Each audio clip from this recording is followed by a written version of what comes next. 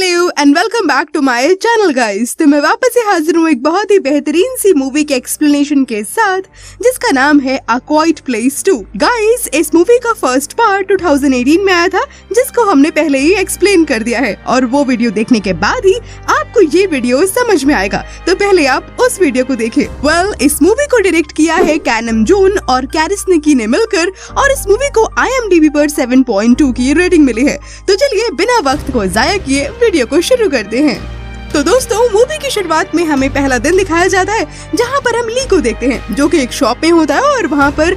हमें स्पेसशिप वाला वही टॉय देखने को मिलता है जिसको बीयू ने ले लिया था और उसी कारण उसकी मौत हो गई थी। और दो बूढ़े लोग बैठकर एक अजीबोगरीब न्यूज देख रहे होते हैं और वो न्यूज बॉम्ब ब्लास्ट से रिलेटेड लग रही होती है। इसके बाद ली वहाँ से निकलता है अपने बेटे के बेसबॉल मैच को देखने के लिए और वहाँ पर उसकी बेटी रीगन भी उसके साथ ही होती है। और वहीं पर हम एक एमिट नाम के आदमी को भी देखते हैं जिसका बेटा भी बेसबॉल टीम में होता है। एमिट ली का बहुत अच्छा दोस्त होता है तो उसकी फैमिली को अच्छे से जानता भी होता है और तभी वो रीगन से साइन लैंग्वेज में डाइव के बारे में पूछ रहा होता है जो कि अपने बेटे को गेम में 5 नंबर की बोली लगाने के लिए कह रहा होता है। अब हम देखते हैं कि बैटिंग करने मार्कस आता है और तभी आसमान से कुछ जलता हुआ जमीन की ओर आकर गिरता है और वो उनके काफी करीब होता है। उसे देखकर वहाँ पर बहुत ज्यादा अफरा तफरी मच जाती है और सभी लोग इधर उधर भागने लगते हैं। तभी एवलिन भी जल्दी से मार्कस और बीयू के साथ अपनी कार में बैठती है और ली अपना ट्रक लेने के लिए चला जाता है और रीगन उसके साथ जाती है। तब ली की नजर सामने वाले पुलिस ऑफिसर पर पड़ती है और वो उससे पूछता है कि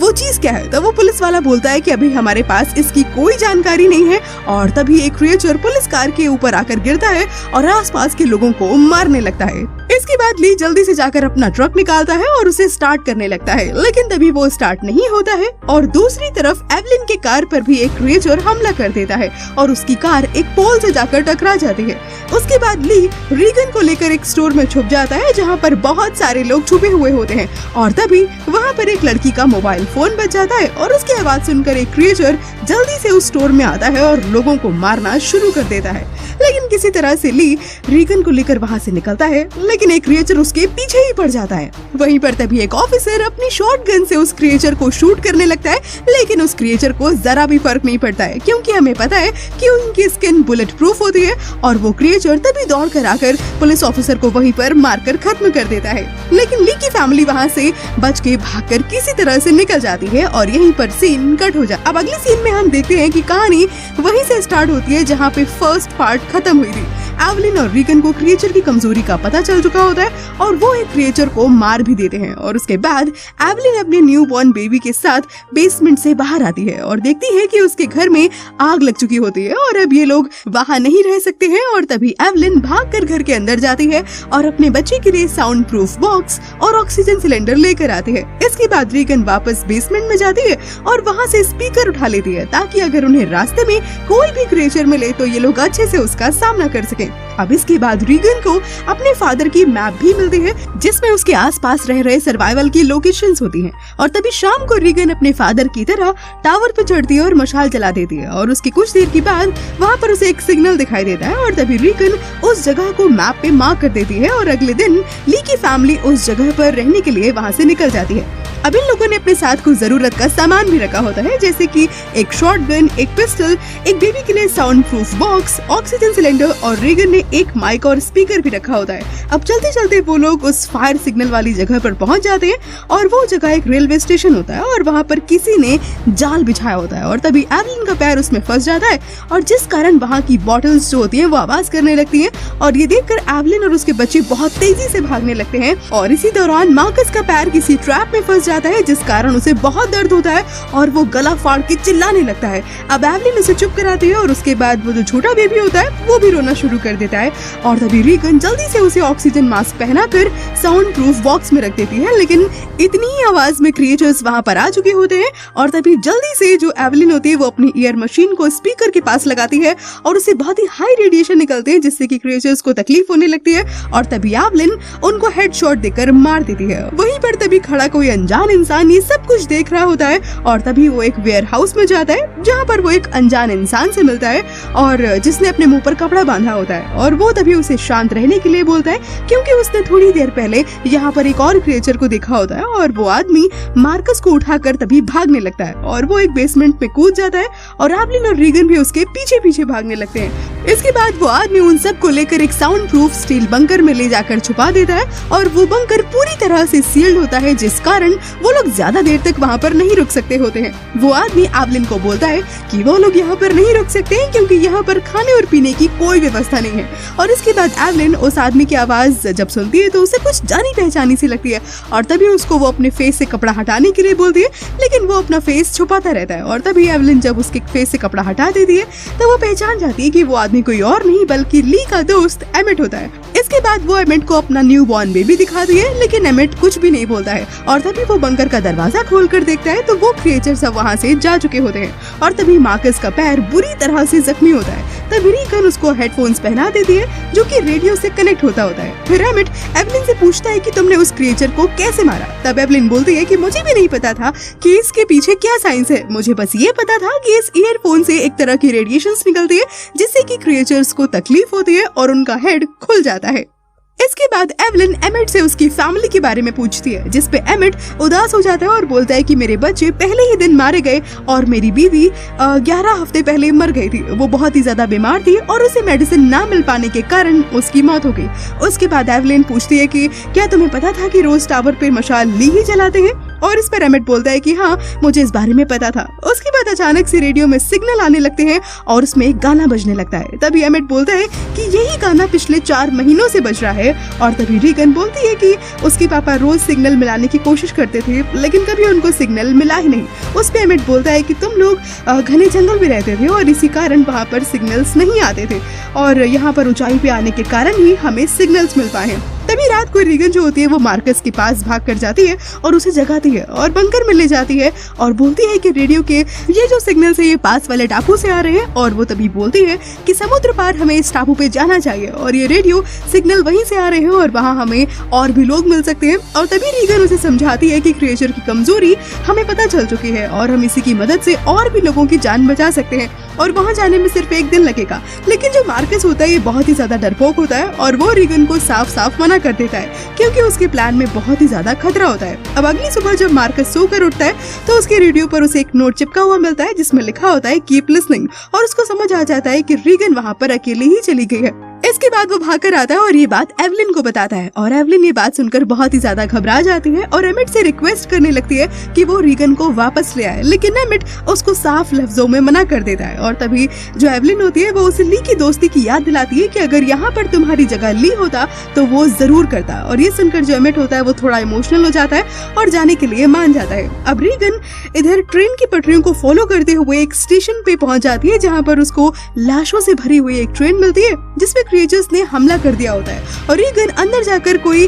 काम का सामान ढूंढने की कोशिश करने लगती है। तभी उसको फर्स्ट एड बॉक्स की किट मिल जाती है लेकिन तभी वहाँ पर एक लाश पड़ी होती है जिसे देखकर वो बहुत ही ज्यादा डर जाती है और चिल्ला देती है। अब उसकी चिल्लाने की आवाज सुनकर एक क्रिएचर उस ट्रेन में आ जाता है और रीगन जल्दी से अपनी ईयर मशीन को ऑन करती है जिससे कि उस क्रिएचर को बहुत ही ज्यादा तकलीफ होने लगती है लेकिन फिर भी वो रीगन की ओर बढ़ रहा होता है। अब रीगन ने एक हाथ में मशीन पकड़ी होती है और दूसरे हाथ से वो क्रिएचर को शूट करने की कोशिश कर रही होती है लेकिन उसका निशाना ठीक से नहीं लगता है और तभी वो क्रिएचर उसकी ओर बढ़ रहा होता है। लेकिन अचानक से वहाँ पर एमिट आ जाता है और जल्दी से उस क्रिएचर के सिर पे गोली मार देता है और गोली की आवाज सुनकर बहुत सारे और भी क्रिएचर्स वहाँ पर आ जाते हैं। लेकिन एमिट रीगन को जल्दी से लेकर स्टेशन के एक रूम में छिप जाता है और उसको मनाने की कोशिश करने लगता है कि क्रिएचर्स के जाने के बाद वो लोग यहाँ से चले जाएंगे। लेकिन जो रीगन होती है वो मानने के लिए तैयार ही नहीं होती है और वो उल्टा एमिट को ही कन्विंस करने लगती है कि वो उसके साथ टापू पर चले और वो लोग जब उस टापू पर पहुंच जाएंगे तो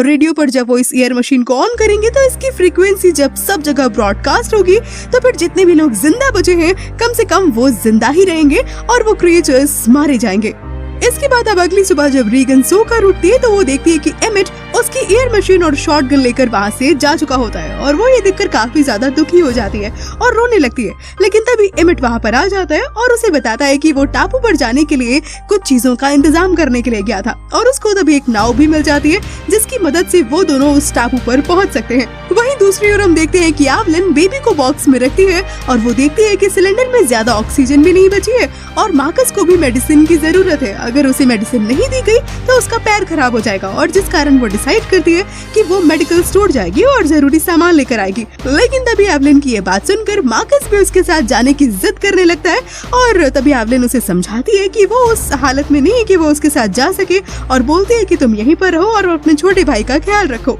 और इसके बाद एवलिन बालू पर बने रास्तों पर चलते हुए मेडिकल स्टोर तक पहुंच जाती है और कुछ मेडिसिन और बेबी के लिए 2 ऑक्सीजन सिलेंडर लेकर वापस आ जाती है। वहीं दूसरी ओर हम देखते हैं कि रीगन और एमिट को कुछ नाव दिखने लगती है और इधर हम मार्कस को देखते हैं जो कि अब फैक्ट्री में इधर उधर घूमने लगता है। वो देखना चाहता है कि एमिट कहाँ पर सोता है। वो इसी तरह से घूम रहा होता है कि तभी उसे अचानक से एमिट की वाइफ की लाश दिख जाती है और वो बहुत ही ज्यादा डर जाता है और वहाँ पर रखा सामान गिरा देता है, जिससे कि क्रिएचर अचानक से वहाँ पर आ जाते हैं और मार्कस अपने बेसमेंट की तरफ भागने लगता है। इधर एमिट और रीगन नाव तक पहुँच जाते हैं और एमिट को एक छोटी सी लड़की दिखाई देती है और वो उसके पास जाता है। वो छोटी लड़की उसके गले में तभी एक जार डाल देती है जिसमें की बॉटल्स बंधे होते हैं और जिस कारण अब एमिट हिल भी नहीं पाता है और तभी उसके पास वहाँ पर बहुत सारे और भी लोग आ जाते हैं। इसके बाद हम मार्कस को देखते हैं जो कि बहुत ही ज्यादा घबराया हुआ था और वो रेडियो और बेबी को लेकर बंकर में छुप जाता है। लेकिन तभी मार्कस बंकर में कपड़ा लगाना भूल जाता है और वो अंदर से बंकर को अब खोल भी नहीं पा रहा होता है। थोड़ी देर में मार्कस का दम घुटने लगता है और वो तभी बेबी का ऑक्सीजन सिलेंडर शेयर करने लगता है। लेकिन तभी इसी से कुछ आवाजें होती है जो कि क्रिएचर सुन लेते हैं और ये आवाजें एवलिन भी सुन लेती है और तभी वो भागकर अंदर आती है और क्रिएचर्स को बेसमेंट से ही गोली मारकर भगाने की कोशिश करने लगती है। उसके बाद वो पास में रखे टैंक पे शूट करती है जिससे कि क्रिएचर्स में आग लग जाती है, लेकिन इससे उनको जरा भी फर्क नहीं पड़ता है। और इसके बाद वहाँ पर रखे जो स्प्लिंकर्स होते हैं वो एक्टिव हो जाते हैं और पानी के कारण जो क्रिएचर्स होते हैं वो एवलिन को नहीं देख पाते और वो तभी चुपके से भागकर आती है और बेसमेंट में जल्दी से जाकर छुप जाती है। इसके बाद वो बंकर का दरवाजा खोलती है और वो देखती है कि ऑक्सीजन की कमी के कारण मार्कस अब पूरी तरह से बेहोश हो चुका होता है और वो क्रिएचर फिर से अपनी बेसमेंट में ना आ जाए, इसलिए एवलिन कपड़ा रखकर बंकर का दरवाजा बंद कर देती है। इधर अब एमिट, जिसे कुछ लोगों ने घेर लिया होता है, वो उन्हें समझाता है कि वो उनके लिए कोई भी खतरा पैदा नहीं करेगा, लेकिन वो उनकी बात नहीं समझते और उनमें से तभी एक आकर रीगन के कपड़े फाड़ने लगता है और तो और वो लोग रीगन की कान की मशीन भी ले लेते हैं और उसके बाद एमिट को रीगन से दूर कहीं ले जा रहे होते हैं। तभी एमिट इशारे से रीगन को पानी में कूदने का इशारा करता है और एमिट वहाँ के सरदार को तभी जल्दी से अपने कब्जे में ले लेता है, जिससे वहाँ पर बहुत ही ज्यादा आवाजें होने लगती है और वहीं पर तभी 2 क्रिएचर्स आ जाते हैं और सबको मारने लगते हैं। इधर एमिट सरदार को क्रिएचर के आगे कर देता है और खुद भी पानी में कूद जाता है और एक क्रिएचर भी तभी पानी में जल्दी से कूद जाता है, लेकिन रीगन उसको एक नाव में खींच लेती है और उसके बाद एमिट रीगन को उसकी एयर मशीन दे देता है और उसके बाद दोनों ही लोग उस टापू पे पहुंच जाते हैं और देखते हैं कि बहुत से लोग अब यहाँ पर जिंदा होते हैं और बहुत से लोग अब भी कहीं न कहीं अपनी नॉर्मल जिंदगी जी रहे होते हैं। इसके बाद इन दोनों के पास वहाँ का एक आदमी आता है और उन्हें बताता है कि यहाँ पर रह रहे लोगों को जिंदा रहने की उम्मीद अब बिल्कुल नहीं बची है। इसके बाद एमिट बताता है कि हम आपकी मदद कर सकते हैं और इसके बाद वो आदमी भी इन दोनों की बात सुनने के लिए और मदद करने के लिए तैयार हो जाता है। अब अगले दिन एमिट समुद्र किनारे अपने बेटे की फोटो को देख रहा होता है और काफी ज्यादा सैड फील कर रहा होता है और तभी वो अचानक से देखता है कि एक नाव उसकी तरफ बढ़ती चली आ रही होती है जिसमें से बहुत ही अजीब आवाजें आ रही होती हैं और ये देखकर वो बहुत ही ज्यादा डर जाता है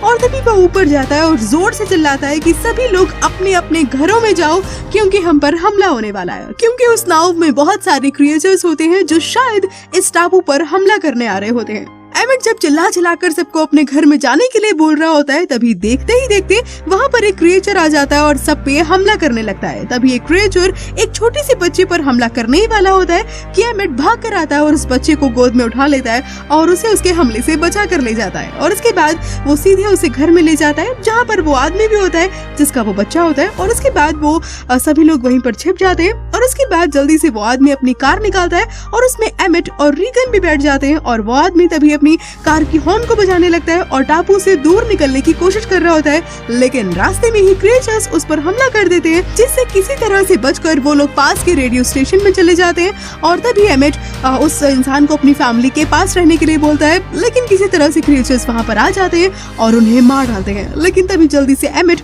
और रीगन भागकर अंदर छिप जाते हैं और एक क्रिएचर भी उनके पीछे पीछे अंदर आ जाता है और उनकी आवाज को सुनने की कोशिश करने लगता है, लेकिन तभी एमिट बहुत ही चालाकी से से विंडो को खोलता है और रीगन को रेडियो कंट्रोल रूम में भेज देता है। और वहीं दूसरी ओर हम देखते हैं कि एवलिन बंकर का दरवाजा खोलकर बाहर गिरी हुई मेडिसिन को जब उठा रही होती है तो उसके पीछे से क्रिएचर आ जाता है और तभी वो जल्दी से उस बंकर को बंद करने की कोशिश करने लगती है, लेकिन जो क्रिएचर होता है वो दरवाजे को पकड़ लेता है और अंदर जाने की कोशिश करने लगता है। इधर हम वापस से देखते हैं कि रीगन एक दरवाजे को ओपन करती है जिससे कि थोड़ी सी आवाज होती है और वो क्रिएचर इस आवाज को सुन लेता है और इसके बाद वो उसकी तरफ बढ़ने लगता है, लेकिन तभी सामने एमिट आ जाता है और रीगन को बचाने की कोशिश करने लगता है, जिसमें कि वो बहुत ही बुरी तरह से घायल भी हो जाता है। और इसी दौरान रीगन अपनी ईयर मशीन की फ्रीक्वेंसी को ऑन कर देती है जिससे कि उसे बहुत ही ज्यादा तकलीफ होने लगती है, लेकिन फिर भी वो वहाँ के रेडियो को ऑन कर देती है जिसमें कि गाना बज रहा होता है और वो आवाज सुनकर बहुत से क्रिएचर्स जो होते हैं वो रीगन की तरफ दौड़ने लगते हैं।